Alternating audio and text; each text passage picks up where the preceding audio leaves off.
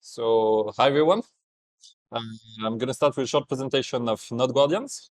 So, Node Guardians is kind of like a game. It's more like a gamified learning experience, especially tailored for developers. Um, Developers with some level of experience. We cover Solidity, Cairo, Noir, and Huff. We have partner content with Celestia, zkSync, Optimism, Espresso, and Lido also. We cover a lot of security aspects of smart contracts through 4 game modes. So we have CTF, which are essentially on-chain programming challenges, where you have to hack a smart contract. It could be a novel vulnerability, it could be replaying a very known hack like we have in the Get Wrecked campaign, taking like the top 3 most well-known hack on the Wrecked leaderboard. We also have the build game mode. On this one, you basically download some code that we prepared for you, scaffolding, everything is pre-configured, and you have some specification with some test suites, and you have to develop according to some specifications, and then you can submit your code to our servers. We run another set of tests, and we can validate the quest for you on the website.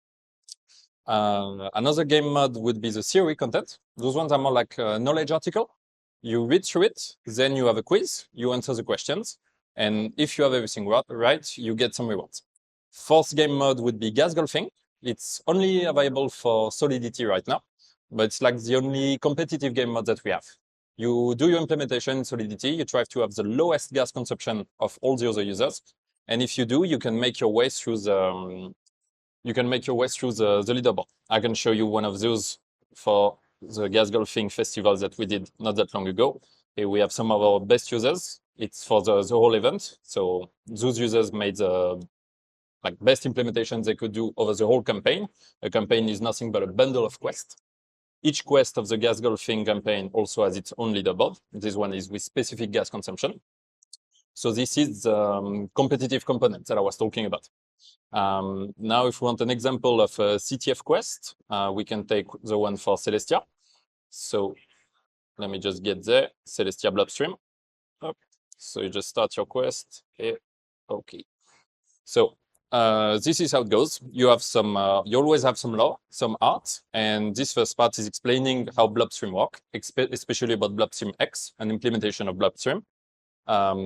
So you read through it, you understand how Blobstream works, why it's necessary, what is its purpose for EVM chains, and so yeah, how the Celestia blocks are organized. So you have those shares, which are blobs of data that are included in the block, and then you Merkle them into both row and columns, which are then again Merkleized into data roots to have a Merkle root for the block, and you Merkleize that again for the state bundle of blocks that can be proven to be included in Celestia, and this can be posted to Ethereum or any other EVM chain for as a proof of inclusion, proof of that the data is available on Celestia. And so we are talking about the CTF quest. So you have more content, you will have the contract, the code that you will have to interact with. Sometimes hack, sometimes just a simple interaction after you understand some key concept. Here it's the later. So you have to deploy your contract. So first, I just need to log in. Okay. Then I have to deploy, link my wallet, sorry, and deploy my contract. Okay. So when it's done, you will receive the address of your deployed contract. Everything will be displayed on the website. And with all the instruction you had before, you just have to hack it. In this case, for this quest, you have to post a blob on Celestia. And then you have to prove its inclusion on Ethereum. And when it's done, you validate the quest. You can only do so if you understood how the data is actually stored on Celestia, how to generate a proof of inclusion, and how to send and validate this proof on Ethereum. You do all of that, you pass the quest. So here it's, what I said, you have the contract address, and this one is fully on-chain. It's for Solidity, we are mostly using Sepolia testnet. For Starknet, we're using the Starknet Sepolia. And we do not have CTF quests for Noir and Huff yet. It's only built for those 2 other languages. Now, as I said, it's to begin with, it's also a game. it's a gamified learning experience, but it's also a game with very strong RPG vibes. So you also have your character. Okay. So you have your stuff, you have some achievements, you have your skill tree, and your stuff, obviously. As soon as you finish a quest, you will get some reward. It will be some gold, and sometimes for specific quests, like particularly difficult quests or campaigns, you will also receive some unique items. And with those and achievements also. So you can with specific quests and campaign, you can receive unique items or unique achievements. With those, you can then go to the inventory, where you can choose among a lot of different items. Each item can be upgraded 1 or 3 times for different level of rarities. And so, yeah, you can equip whatever you want on your avatar, as long as you have all the requirements for the items that you want to equip. Those requirements can also include the skill tree. So this really goes to the RPGs where you have to choose your path, what kind of class you want to play. So here with 48 skill points, you can fill the whole tree, and filling the tree is, filling some of the talents is a requirement to get some specific items or to upgrade some to a higher level of rarity. If you do a lot of the content, probably maybe all the content, you can make your way to the Hall of Fame. So here you are in the top 100, and your avatar will be showcased in case you're in the top 3 of the player. So here we have Kantash, Leo, Besançon, and Sovny, top 1, 2, and 3 respectively. And yeah, those are our top users. If you want to play the game and you're really hardcore about it, you can make your way to the Hall of Fame and maybe take that place. Something I didn't show, I think, was maybe just theory content. So we have theory content about many different topics. I guess one of the interesting one would be elliptic curves. So let me just show you exactly how it goes. So if I choose theory and introduction to elliptic curves, you can take a quest. So here it's really the knowledge base that I told you about. So we have a lot of text, some graphs, some nice and pretty well crafted explanation of different topics of variable difficulty and complexity. This one for elliptic curve really explain you like what's an elliptic curve, what does it mean to do operation on elliptic curves, and how can they be used later on for like ECDSA signatures and stuff like this. So you can go through the content, understand everything. If there's any issue anyway, you can always go on Discord. We are available like 24/7. You have a question, something you don't understand, or a bug, just reach out to us, and we'll answer you and try to solve the situation as fast as possible. So for this request, when you're done, when you feel confident, you can take the quiz. So you have the quiz here with usually 3 questions. If you fail some of them, new questions will be rolled in to replace the one you failed. And when you pass everything, it's the same as finishing a CTF or a build quest. You just get your reward, your gold, your potential items and achievements, and you can keep going through the game. And yeah, for now I guess that's about it. In the end, you can use Not Guardians as a proof of skill to show what you know for this or that language, namely Solidity, Cairo, Huff, or Noir. Your experience in using some development test suites, whether it's Hardhat, Foundry, Scarab for Cairo, lower level things like Huff typically, or more esoteric languages with Noir and Aztec. And yeah, so try to think of it as a kind of proof of skill platform. And as a testament to that, we actually do have, it's in the settings, we do have partnerships. So partnerships with other companies that recognize the skill of users of Not Guardians. Currently, we have 2 in production. So it's one with Only Dust and one with Starknet. So if you have some pretty good Cairo level on Not Guardians, and you opted into the Only Dust partnership, when you solve something, a PR, you implement a new functionality, you resolve a PR or something like this, an issue, sorry, on GitHub through Only Dust, you will get an increased amount of remuneration, whether it's like 5 or 10%. This is dependent on Only Dust, but it means that, yeah, they care about your level on Not Guardian. Same for Starknet. We are actually like having a good Cairo level on Not Guardian is a requirement to just be able to apply for Starknet hacker houses. So you cannot apply to those hacker houses if you don't even have an account on Not Guardian. And if you do have one, you cannot apply if you don't have a good Cairo level. So this is like gatekeeping the hacker houses to ensure that you have good level. And as I said, it's a testament to this legitimacy of having a good level on Node Guardians. And I think that's it for the platform right now. I don't know if you have any question about it.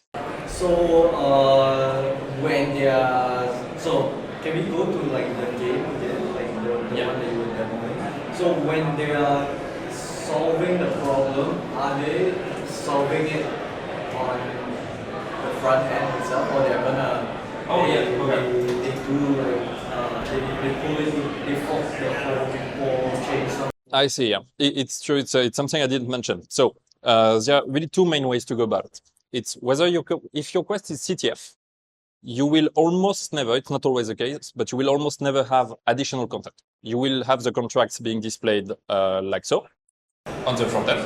So you solve it here. You don't really solve it here. Eh? Because it's a CTF, you have to solve it unchecked. Okay. So you have all the information. You have the contract implementation with, let's say, a vulnerability. You have the address of the contract that you deployed through Node Guardians, and you know which chain it is. So you just have to go on chain and solve it. So this one is fully on chain. What do you mean by go on chain? It's like so I don't know whether it's CTF, but it's like typically you would deploy a vulnerable contract on chain and you challenge players, come and inspect this contract, probe around and try and find a vulnerability and then break it. It's a security game almost. Let's say we deploy for you a vulnerable contract with one testnet Ether, and your goal is to steal the testnet Ether. And when you're done with it, you just click on verify here on the bottom right, and we go on chain and check if the solving condition is actually met. So this is for CTF. Now we have build and gas golfing.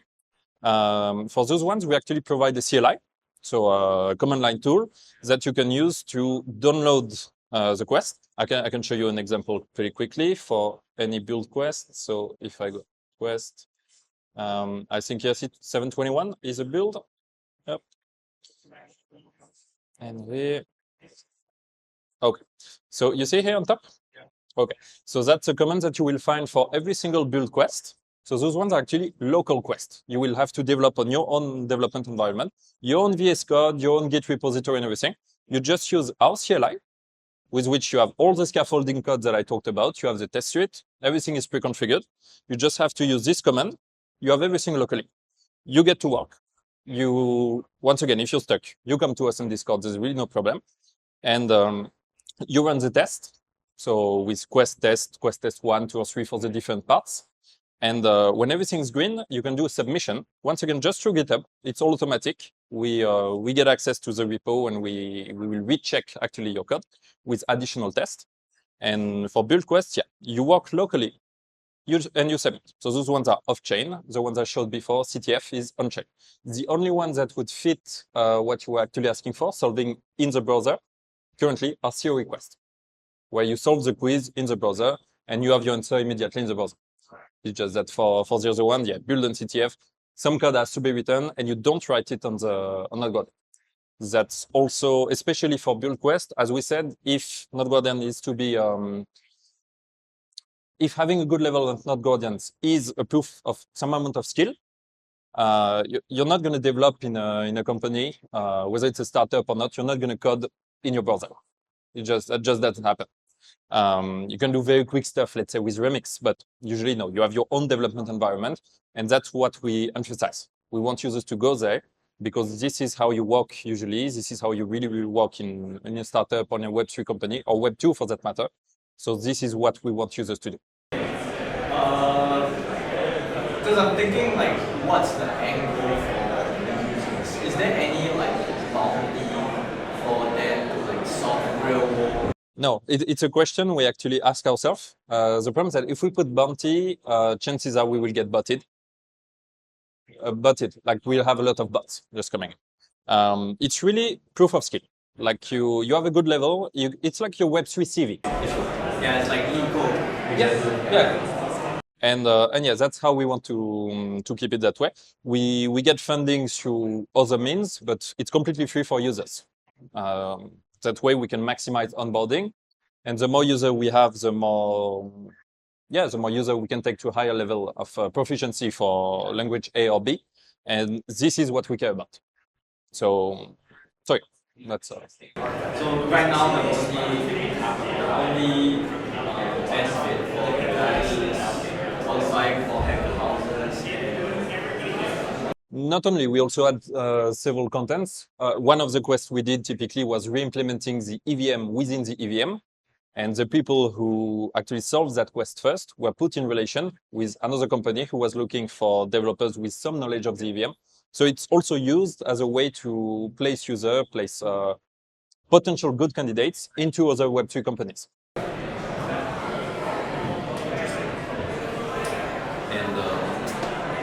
I feel like you can create a competition out of this. Oh yeah. We also hosted several events like the Infinite Space Bazaar of Celestia, and I mean not the whole event, just there was a hackathon as part of the Infinite Space Bazaar that used Node Guardians for the competition, and we did the same for Pura Vida in Costa Rica not that long ago, another CTF where many users use the platform to compete during the event, and yeah, so it's also already usable for competition, if that's your question. And yeah, I don't know if there's any other question. How reactive are the developers to like the story? Like, because I mean, ultimately they are here to learn how to do. When you talk to like the users of this, it's like Of this what? of users of your platform, like what are their reaction towards like the RPG style and like upgrading their careers? Oh, some like it, and some really care about it, and some don't. That's why it's made to be optional. Like you don't have to go through the items and the skill tree to play the game. But if that's really your thing, completely fine. As soon as you finish a quest, maybe you rush to get this new item that you wanted. We do have some users that really love that RPG vibe. We have some that don't really care about it, and it's fine. Everyone can find like their own space within it. There's nothing mandatory on this side. Is there like an age demographic that you see? Like, I mean, this would be good for like younger kids, but like maybe for older people who want to just learn the program. Yeah, what do you want? The demographic, I would say, is like for me, it really looks like the average Web3 developer demographic. Yeah. So I would say 15 to 30, more or less. Maybe a little bit higher. But no, yeah, for a question, I didn't see like a clear indication that younger users love the items and others don't. I think it's really just like from one person to the other. Some love it, some just don't care about it. And yeah.